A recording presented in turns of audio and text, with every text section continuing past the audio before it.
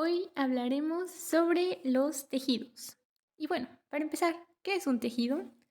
Pues un tejido no es más que una agrupación o un conjunto de células que están destinadas a una función en particular para el mantenimiento del cuerpo. Ahora bien, hay 4 tipos de tejidos principales en el cuerpo humano, que son el tejido epitelial, el tejido conectivo, el tejido nervioso y el tejido muscular. El tejido epitelial es un conjunto de células que cumplen una función de revestimiento, por ejemplo en mucosas o en glándulas. Y hay de 2 tipos, los que recubren, por ejemplo, cavidades, como la pleural, la pericárdica y la peritoneal. Y en las glándulas, las cuales pues son encargadas de una función secretora, por ejemplo, las hormonas.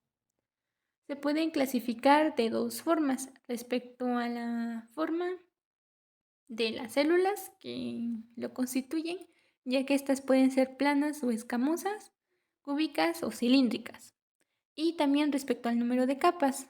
Por ejemplo, si tiene una sola capa se dice que es simple, pero si tiene múltiples capas es que está estratificado. Además, los epitelios o el tejido epitelial se apoya sobre una lámina basal. Esta lámina basal es un sitio de unión entre el epitelio y el tejido conjuntivo. Además de esto, presenta modificaciones superficiales que son los que caracterizan a un tejido epitelial. Por ejemplo, las microvellosidades o cilios, las cuales cumplen una función de transporte de líquido o absorción de metabolitos.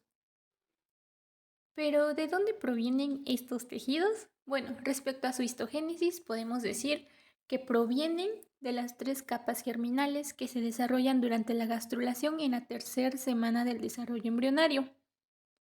Analicemos esta imagen que tenemos aquí. Primeramente podemos observar al epiblasto, que es lo que se encuentra de color azul. Enseguida, abajo podemos encontrar al hipoblasto.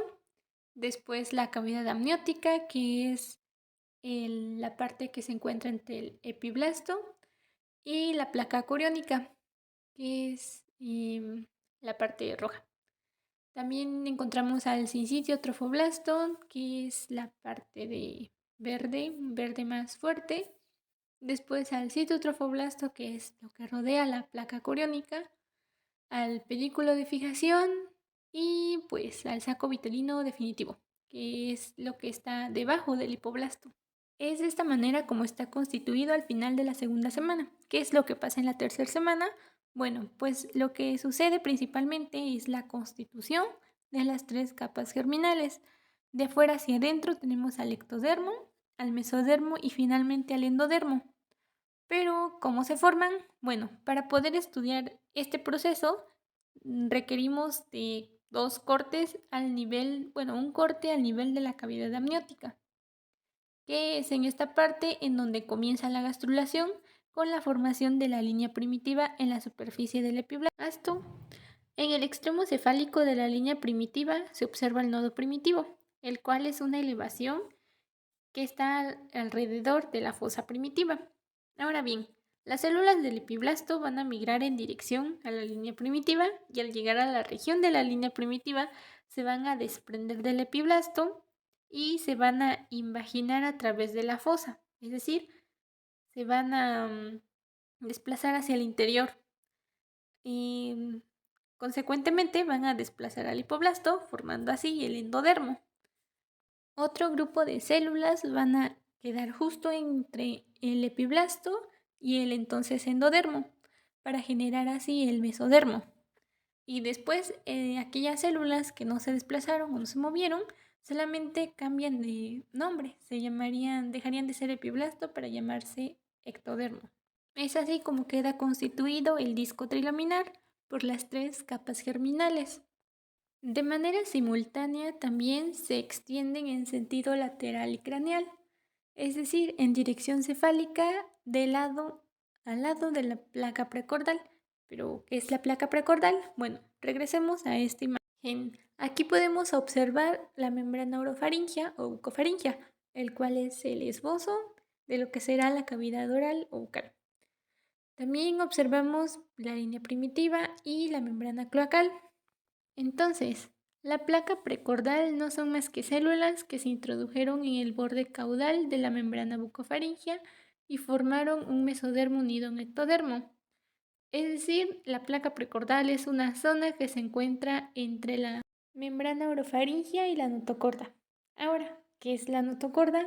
Bueno, en esta imagen podemos observar a un grupo de células que se imaginan al nivel del nodo primitivo y que se desplazan de manera craneal por la línea media hasta llegar a la placa precordal. Estas se van a intercalar con el hipoblasto y van a formar la placa notocordal. Se les va a denominar este grupo de células prenotocordales. Ahora, este conducto que vemos aquí se va a comenzar a perforar de manera que va a formar un canal neuroentérico, el cual va a conectar tanto la cavidad amniótica con el saco vitelino de manera temporal. Cuando se empiece a cerrar va a formar la placa notocordal, la cual al invaginarse va a dar origen a la notocorda.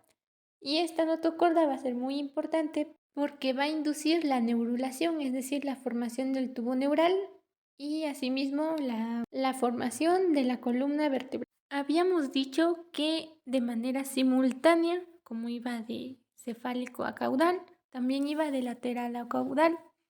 Y esto fue para formar la notocorda, el mesodermo paraxial, el mesodermo intermedio, el mesodermo de la placa lateral y el mesodermo extraembrionario. Bien, lo que se va a derivar de la capa ectodérmica va a ser la epidermis, el cabello, las uñas, glándulas de la piel y las glándulas mamarias, así como la adenohipófisis, el esmalte dental, el oído interno y el cristalino. Eso en cuanto al ectodermo superficial. El neuroectodermo se va a dividir en la cresta neural que va a dar origen a los ganglios y nervios sensoriales y craneales, así como al tubo neural que va a dar origen al sistema nervioso central y a la retina. El mesodermo de la cabeza va a dar origen al cráneo y al tejido conjuntivo de la cabeza, el paraxial a la dermis y el tejido conjuntivo, el intermedio al sistema urogenital, el lateral al tejido conjuntivo y músculos de las vísceras, así como las membranas serosas de la pleura, el pericardio y el peritoneo, al corazón, a las células del tejido linfohematopoyético, al vaso y a la corteza suprarrenal. Finalmente, el endodermo va a dar origen a todos los epitelios, es decir, al epitelio y las glándulas de la tráquea, los bronquios, los pulmones, así como el epitelio de la faringe, el epitelio y las glándulas del tubo digestivo, la parénquima del hígado, páncreas, epitelio de la vejiga urinaria, las amígdalas y las células secretoras de la tiroides y del timo. Y es así como se establecen los derivados de las tres capas germinales, es decir, los tejidos y epitelios que se originan a partir de ellos. Gracias.